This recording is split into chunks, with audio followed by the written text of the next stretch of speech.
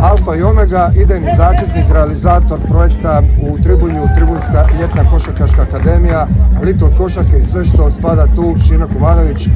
Šime, prije svega hvala na pozivu i drago mi je vidjeti ovoliki broj roditelja i djece koji su se okupili ovdje na ovome 3x3 turniru.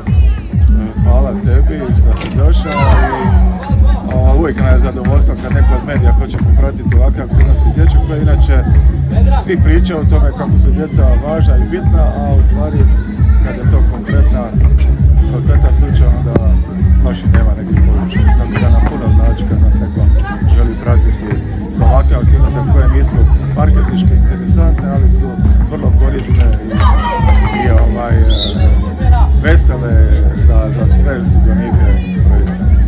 365 dana, Šime, živiš košarku. To je činjenica, pa evo krenemo ciklus od ovog trenutka gdje se nalazimo i što se ovdje događa.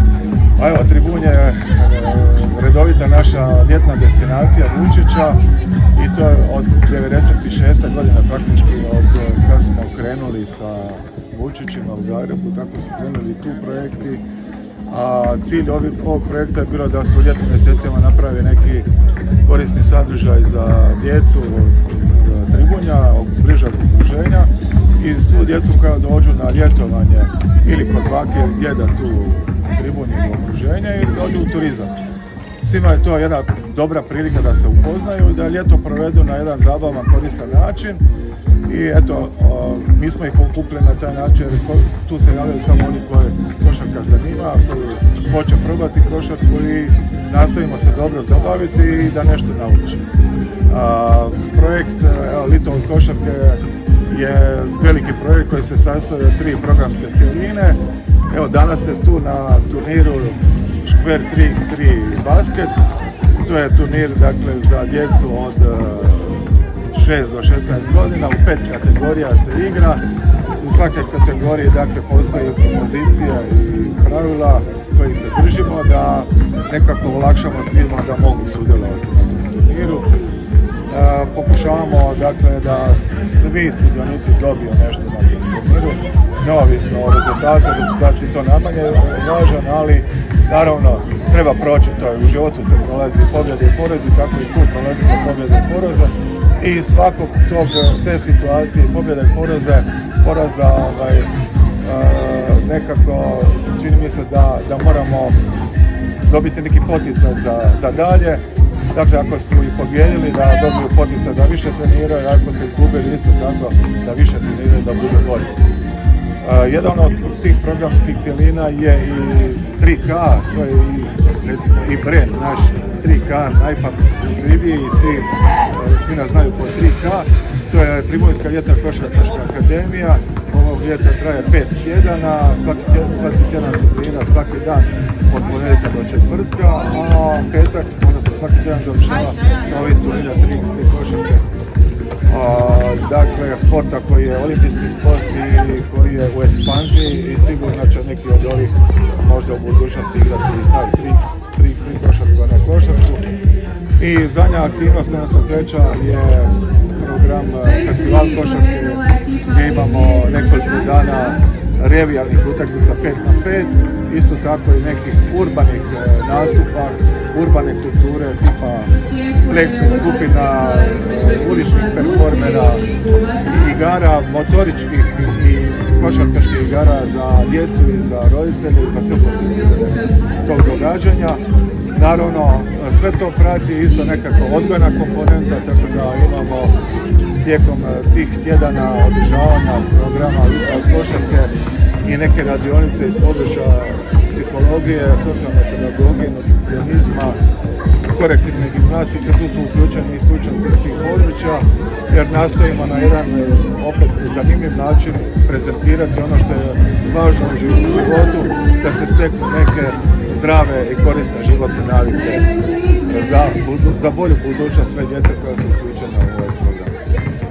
Mi smo pred kraj prve trećine 8. mjeseca. Djeca još uvijek ne razmišljaju o tomu što ih čeka početkom 9. mjeseca, no ti roditelji, svi ljudi koji se bave sportom, već dobro razmišljaju, stavljaju na papir, a to su upisi u školu košarke.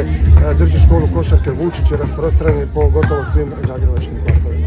Istina, mi se evo još veselimo i ne želimo priznati da ljeto dolazi kraj, ali eto, doći će to vrijeme upisa u novu školsku godinu, u stvari krenuti nastava i naravno da svi roditelji razmišljaju o tome uključiti dijete u sport neki, kad ga uključiti i tako dalje. Mi imamo dakle u Zagrebu već evo sada 31. godinu organizirane škole košarke na gotovo svim zagrebačkim kvartovima u koje se mogu uključivati djeca od 1. do 8. razreda praktički, neovisno o razini znanja i sposobnosti, socijalnom statusu ili nekoj drugoj, nema u stvari ograničenja, svi se mogu uključivati i naravno važno je to da se mogu uključiti u neko od lokacija školske sportske dvorane koja je u blizini njihovog mjesta stanovanja i to puno znači roditeljima da ne trebaju dolaziti na trening voziti djecu s jednog kraja grada na drugi kraj.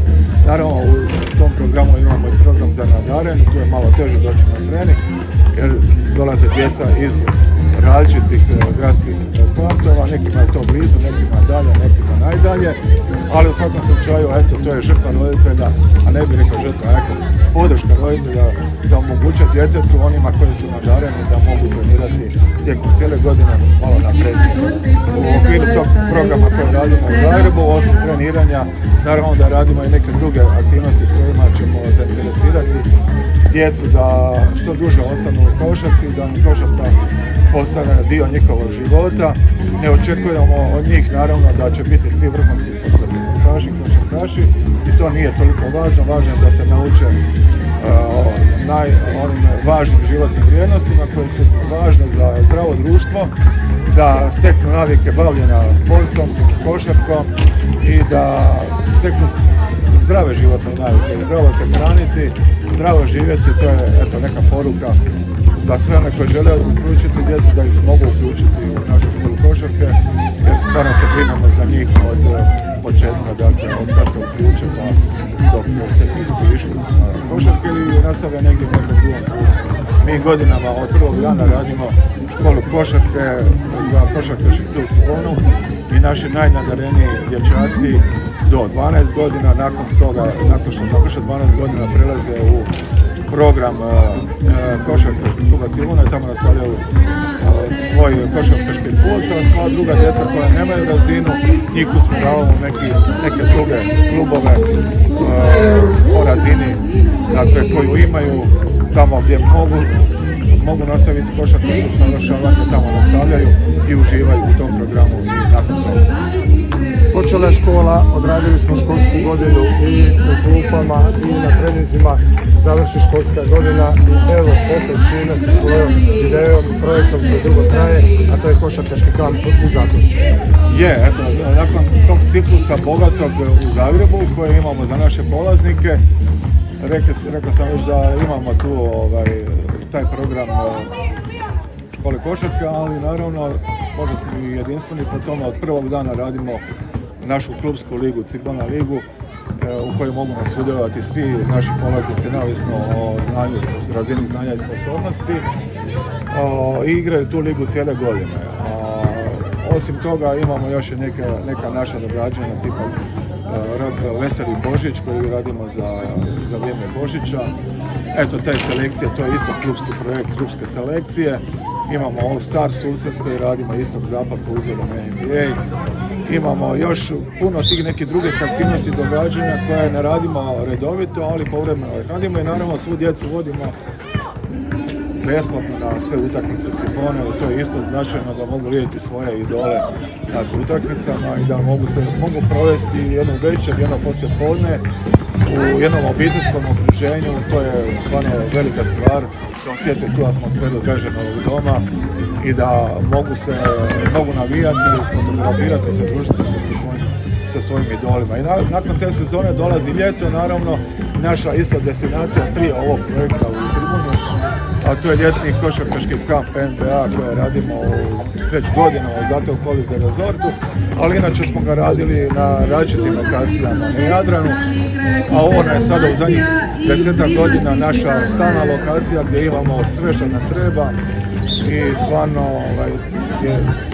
zato Polje Rezolj na jako visokoj razini koji nudi dakle one sadržaje koje su najvažniji djeci, a to je zabave za igru, druženje, veselje, a mi onda uz taj košarkaški program kad povežemo sve to u jedan paket, to izgleda izvrsno i to je zabava i uživanje za svako dijete koje želi igrati košarku, koje želi zabaviti, dobro zabaviti i družiti, upoznati nove prijatelje i steći u stvari prijateljstvo za cijeli život.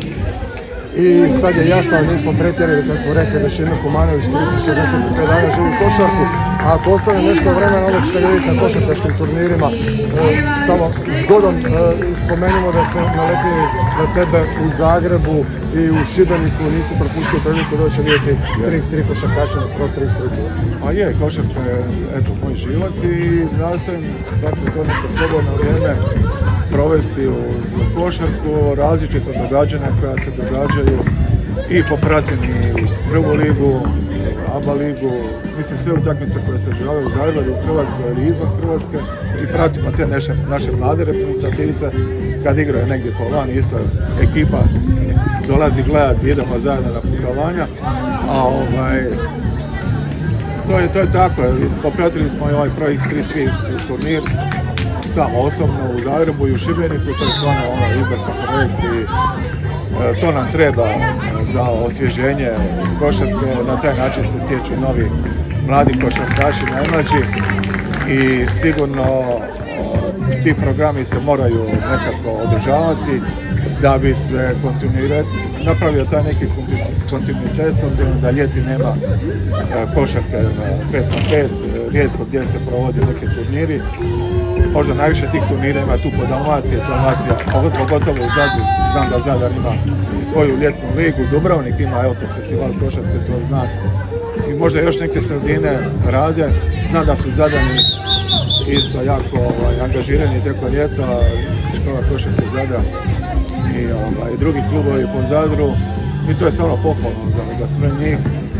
Pohvalno da ne staju, da žive košarku cijelu 365. I samo još jedno pitanje za kraj, 30. kolovoza na Višnjiku, 27. kolovoza na Višnjiku, utakmica protiv Latvije. Jesu li obaveze ovdje sa tribuncima i gostima akademije, sudionicima, ili će Šime možda čak isto svima njima doći do Višnjika?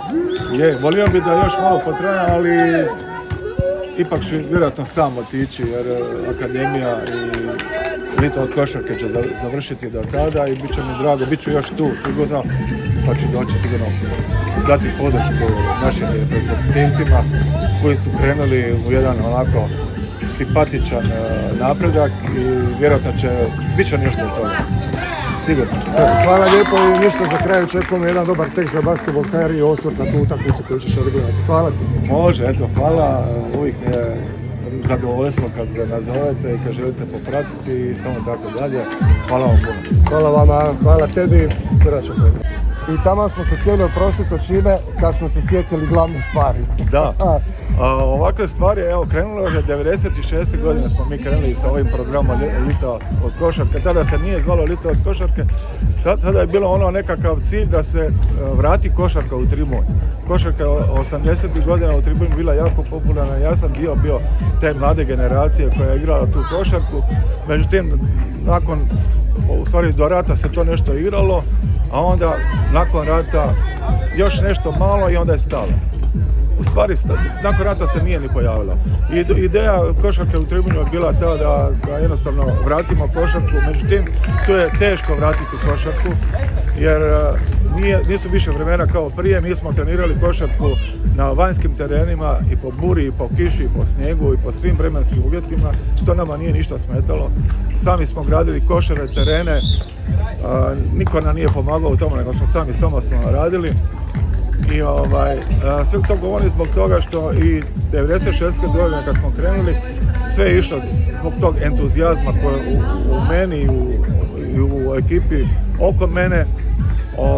I nekako smo sve to volonterski odrađivali. Međutim, za ovako zahtjevan program koji mi radimo sad u zadnjih 10 godina, 15, 20, koliko već sad to traje, svako to događanje je zahtijevalo neku višu razinu, a viša razina zahtijeva i više financijskih sredstava. Od početka nas podržava općina Tribunj i turistička zajednica općina Tribunj u nekom svom opsegu sredstava koliko nam može izdvojiti. To nije naravno dosta i trudimo se da okupimo neke donatore i sponzore koji će vidjeti svoj interes u ovome. Eto, možemo nešto dati za uzvrat.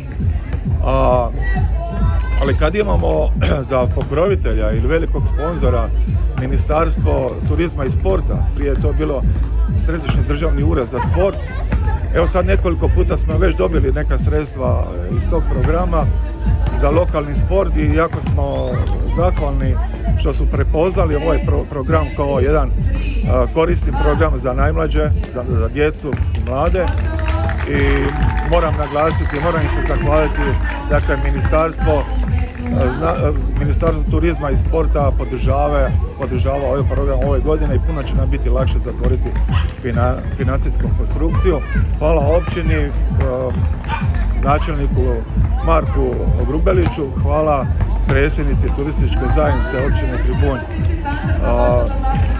Jerkov Josipi i naravno ministarstvu. Nadam se da će nas pratiti i dalje i da ćemo uz njih još jače ojačati i u svoj sastav prikupiti još nekih sponzora i donatora. Ove godine moram istaknuti ponovo da nam se vratio sponzor Končar, velika firma naša hrvatska koja napreduje stvarno svaki dan i oni su pokazali interes, eto, i ove godine će nas sponzorirati.